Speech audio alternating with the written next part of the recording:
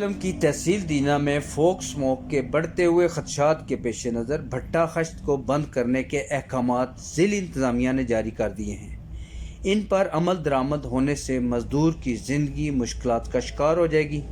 हुकूमत अगर zig zag chimney पर अमल दरामद कराए तो मज़दूर की मजदूरी भी चलती रहेगी और स्मोक में कमी भी होगी। हमारे साथ भट्टा मज़दूर हैं, वो क्या कहते हैं।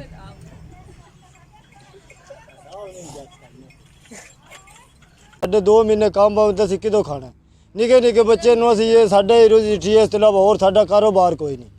जे हुण बंद हो जावे तो असीं किधर ना मंग सकने आ ना किसी होर कारोबार कर सकने। साडे निके निके बच्चे ने, असीं यही मजदूरी करदे आ ते इत्थों रोजी असीं बंद हो गए ना। साथ निके निके बच्चे जां फिर साडी मदद करो, 2 महीने सानू कुछ दियो नहीं, जे नहीं तो फिर साडा कारोबार चलन दो।